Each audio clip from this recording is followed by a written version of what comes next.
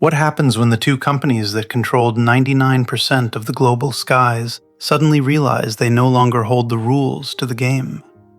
For over a quarter of a century, Airbus and Boeing split the world like a private cartel, forcing every single airline on Earth to buy from them or not fly at all. But on a dark runway, emerging from the mist, a radical new reality has arrived. China's COMAC C919 is no longer a distant threat or an experimental project. It is real. It is flying commercial routes every single day, and it is a revolutionary gamble designed to break the Western stranglehold forever. Breaking this duopoly was always considered an impossible mission. The old two-aircraft world was not just built on selling airplanes, but on an airtight ecosystem of global trust, multi-billion-dollar leasing networks, and massive maintenance support grids that spanned across 6 continents. If a challenger tried to build a jet, they were ruthlessly crushed by these brutal barriers to entry. Western certification standards acted like a legal fortress, keeping newcomers out while global leasing firms refused to touch unproven technology. But China executed a counter-strategy that the West never saw coming. They realized they did not need Western validation, Western airlines, or American certification to make their project a massive success. Instead, they focused entirely on their own protected home market. China possesses the fastest-growing aviation market on Earth, with a domestic travel demand large enough to absorb thousands of narrow-body jets over the next few decades. By anchoring the 99 within state-owned airlines and utilizing government-backed financing, they built an internal loop that is completely immune to outside pressure. As millions of domestic passengers crowd into these new Chinese-built cabins, the old Western assumption that you need a Boeing or Airbus badge to dominate the skies is officially dead. This massive home base has given them a bulletproof foundation, and it is exactly where the real disruption begins. But what exactly is this aircraft? For years, Western critics dismissed the 919 as a mere science project, a political prop that would never survive the harsh reality of commercial aviation. They were wrong.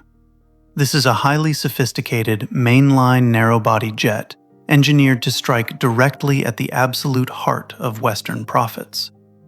It does not try to occupy a niche market.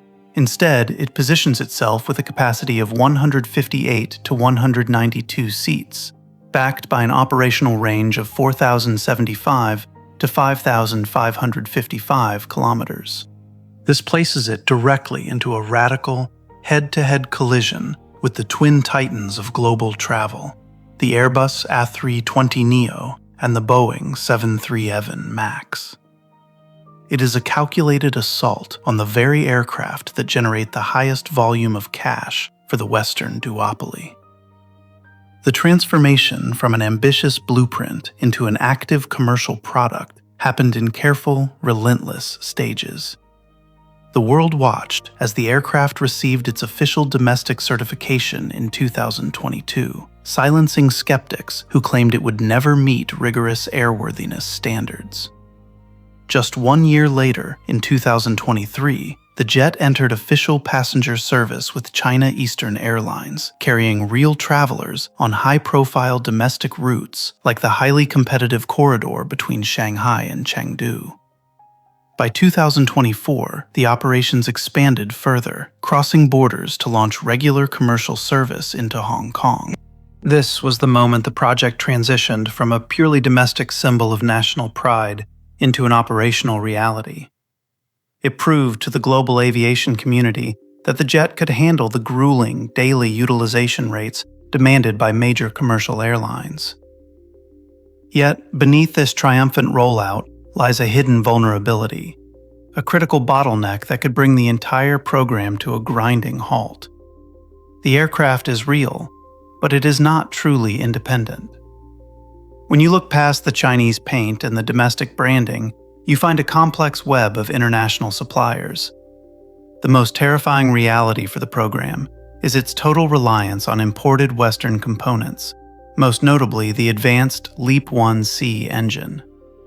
This heavy dependence on external engineering creates a severe geopolitical vulnerability. A sudden shift in foreign policy, or the implementation of strict Western export controls, could instantly choke the supply chain. If those critical parts stop flowing, the entire manufacturing pipeline collapses. COMAC has successfully built a flying Challenger, but they have done so while remaining anchored to the very Western systems they are trying to destroy. And this is exactly where the gamble becomes dangerous.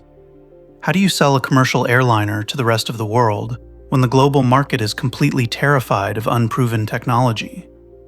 You do not just sell a jet, you build an entire parallel financial universe around it. COMAC realized that to defeat the Western titans, they needed to change the rules of commercial financing entirely.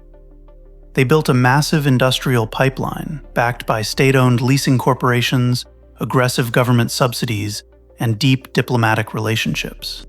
When an airline signs a contract for this aircraft, they are not just buying a machine.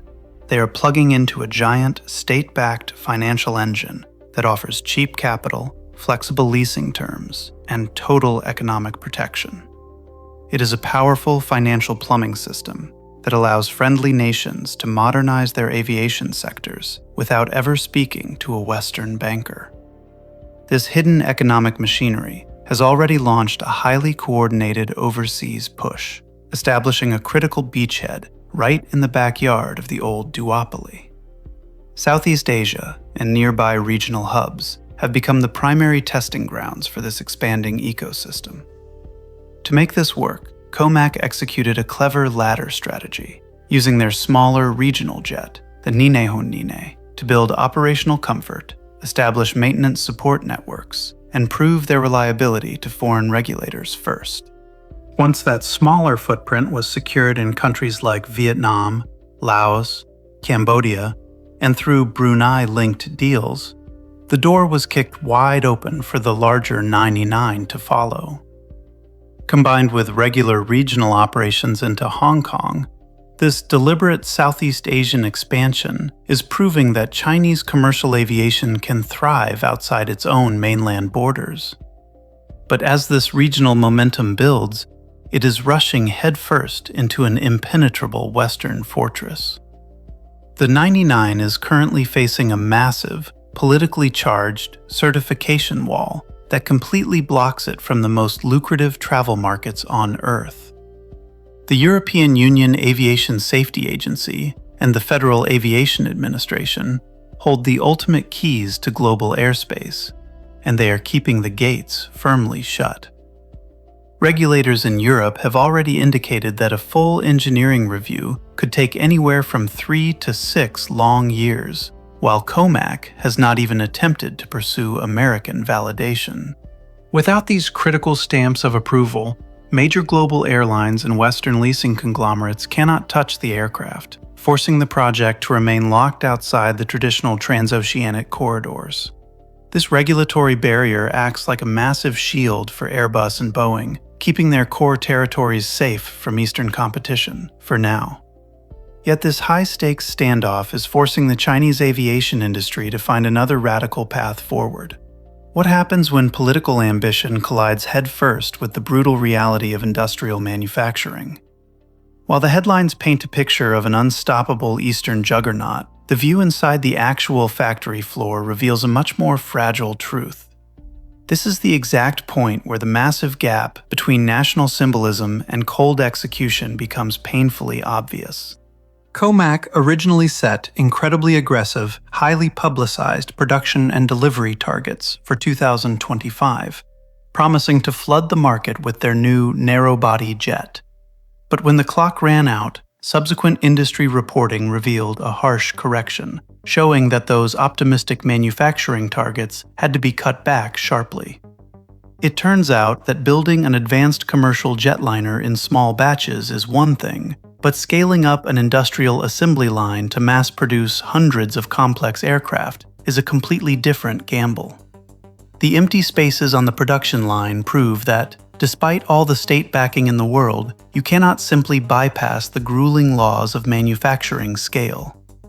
But anyone who thinks this program is just a one-aircraft stunt is missing the entire geopolitical strategy. This is not about a single jet. It is a multi-decade portfolio strategy designed to build a complete industrial family tree. COMAC is systematically assembling a ladder of aircraft designed to capture every single tier of commercial flight. At the base of the ladder sits the C919, a regional jet engineered to master the short-haul domestic and regional routes while absorbing early operational lessons. In the middle stands the C909, the core single-aisle weapon, engineered to challenge the highest volume cash cows of the Western duopoly. And looking further into the horizon, they are already actively working toward their ultimate long-term ambition, the future C919 wide-body program. By building this interconnected lineage, they are creating an entire pipeline of products that allows an airline to fulfill all of its fleet requirements within a single ecosystem. It is a calculated, generational game designed to ensure that, wherever global aviation grows, an Eastern alternative is waiting. The old aviation world is not completely destroyed, but the fundamental assumption that only Airbus and Boeing have a God-given right to dominate narrow-body aviation is officially broken. The global duopoly has not suffered a total collapse, but it has officially been cracked from the inside out. By using a highly protected domestic home market as an indestructible shield, China has successfully nurtured a credible third aviation system to full commercial maturity. And now, that system is beginning to leak outward across Southeast Asia, regional hubs, and state-friendly territories. The Western certification fortress and a heavy reliance on imported components will continue to prevent a total global takeover for years to come. Yet, the old reality, where two Western corporations held a total monopoly over the skies, has vanished into history. As a new aircraft taxis out onto a dark runway, the gap between the old Titans and the new Challenger is visibly narrowing, changing the future of human flight forever.